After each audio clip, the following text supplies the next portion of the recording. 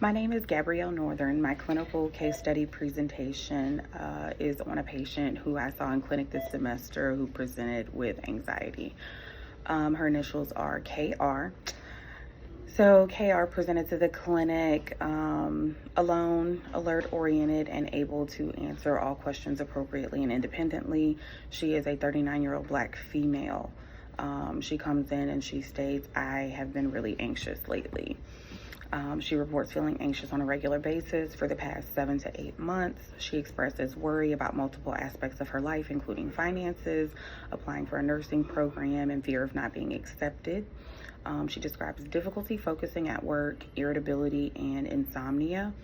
She has attempted to alleviate her symptoms through a new workout regimen, including cardio approximately 3 times a week, but has not noticed any improvement. The sleep disturbances that she's experienced include difficulty falling asleep, staying awake some nights until 2 or 3 in the morning. She's tried melatonin, but she does experience some grogginess and oversleeping. She has endorsed that a product called Sleepy Time Tea does provide her with some occasional relief. She reports associated symptoms including chest pain, palpitations, and tension headaches. She reports irritability at work, low tolerance for coworkers and patients, and constant preoccupation with tasks that are outstanding and need to be completed at home. The patient's past medical history includes anxiety, first diagnosed at 20 years old. She reports an uncomplicated vaginal delivery in 2007 at 39 weeks. She states that she is current with all her childhood vaccines to the best of her knowledge, but she does not recall the specific immunizations nor the dates that she received them. She endorses receiving the annual flu vaccine, last received in November of 2024, both COVID vaccines in 2021, and a Tdap vaccine, she says a couple of years ago for work. For her review of systems, constitutional, she denies any recent fever, chills, fatigue, weight loss, or night sweats. She does endorse tension headaches with the anxiety. She denies lightheadedness, dizziness, and any scalp lesions or head injuries. She denies any visual acuity changes. She denies use of corrective lenses. She denies visual disturbances, and she last saw her optometrist in 2023.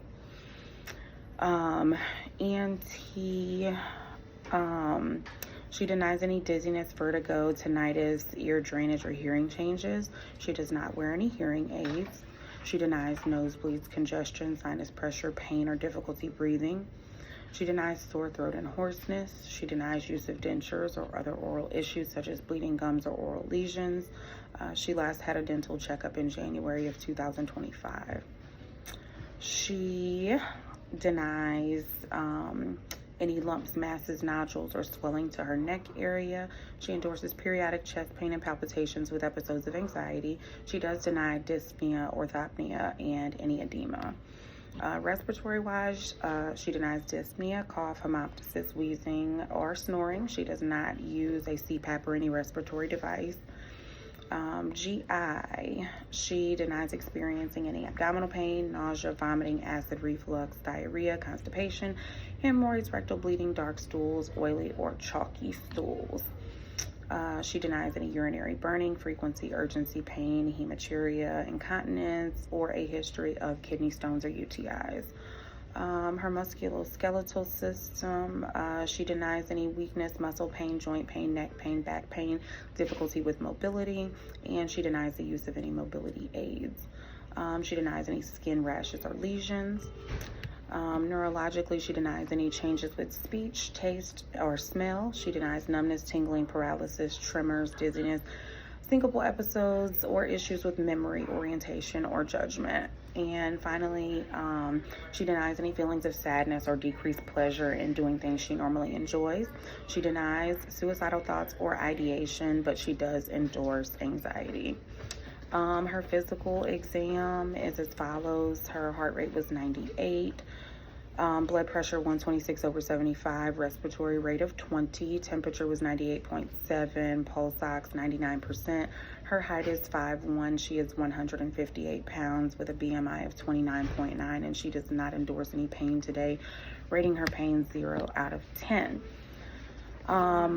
For my actual physical exam, her general appearance, she is a pleasant African-American female. She is well-groomed, appears well-nourished, and is dressed appropriately for the situation. She responds to questions appropriately. She has a pleasant mood and affect. Her hair is neatly combed. Scalp is intact without palpable nodules or lesions. Her head is symmetrical and normal cephalic.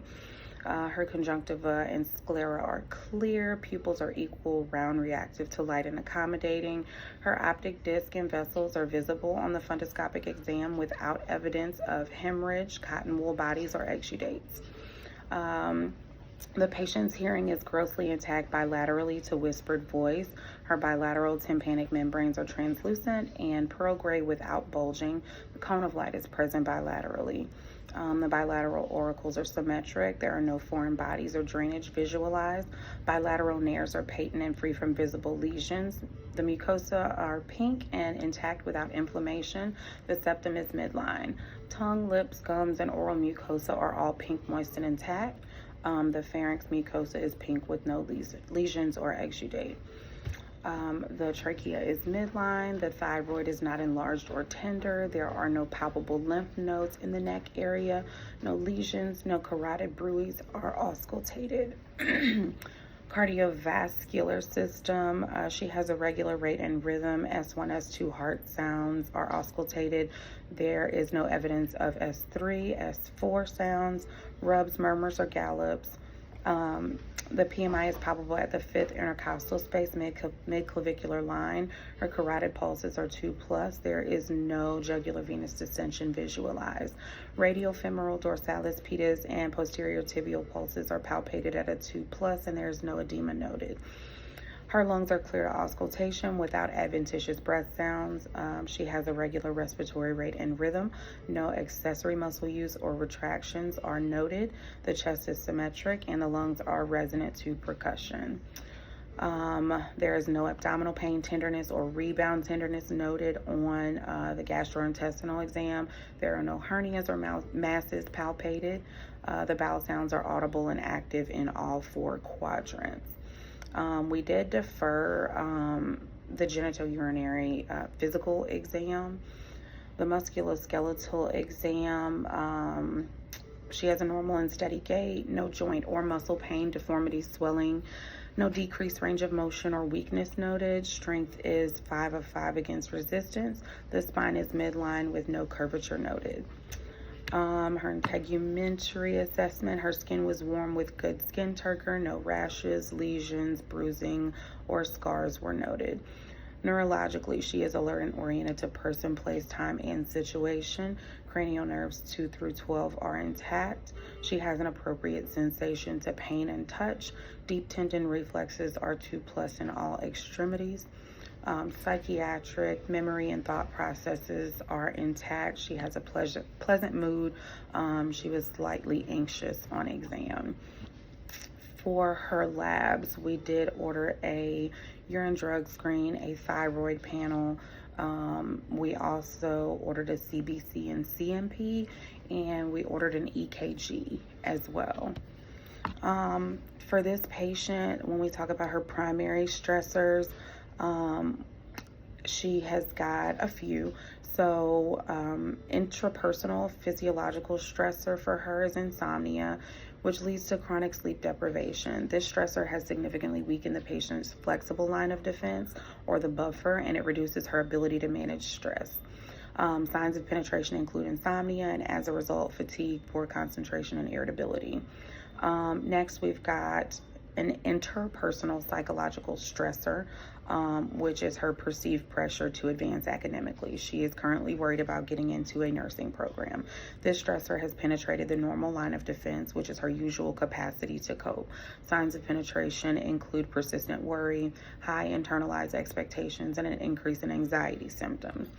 Lastly, we've got extrapersonal sociocultural stressors. For this patient in particular, that includes financial hardship due to her current job. This stressor has penetrated the flexible line of defense and the normal line of defense. Financial stress can quickly overwhelm the daily capacity for handling stress, which is a flexible line of defense. And over time, it does disrupt baseline emotional stability, which is a normal line of defense, which has led to persistent anxiety for this patient.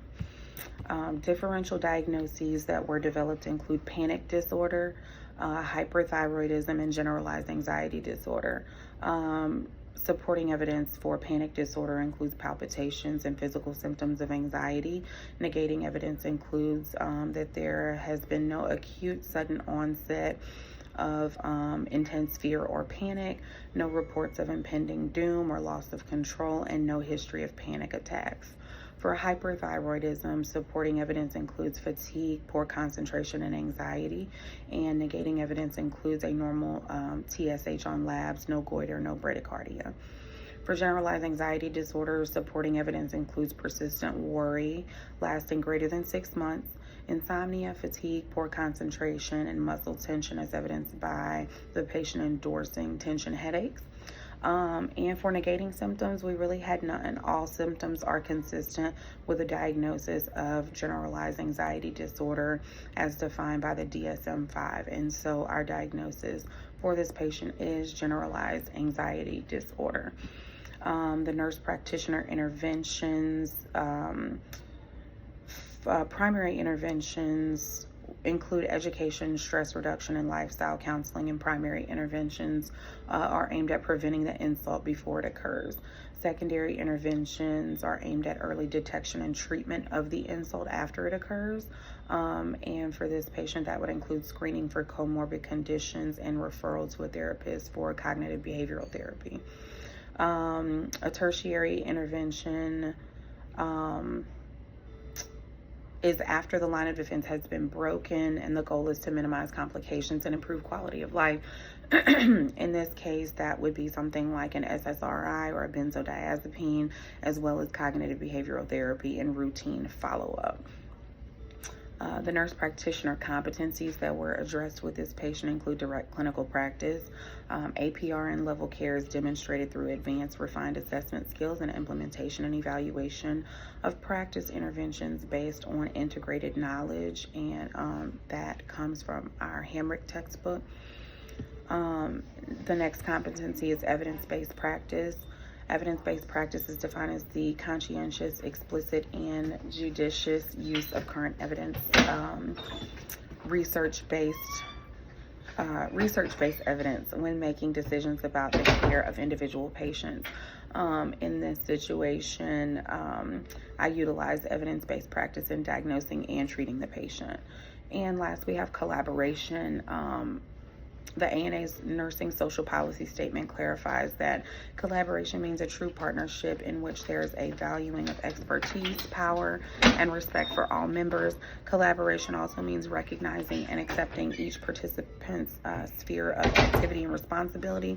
In this patient scenario, there will be or was collaboration with a therapist who specializes in cognitive behavioral therapy. Patient goals and outcomes. The patient will report a reduction in anxiety symptoms within 6 weeks, as evidenced by a decrease GAD-7. Our textbook by Dunphy recommends the use of a standardized screening scale to evaluate the progress. And the patient will also report increased sleep of 6 to 8 hours per night within 6 weeks. The hypothesis for this patient is that if the patient adheres to cognitive behavioral therapy and pharmacological treatment, that the severity of the anxiety will decrease within 6 weeks. And for this patient,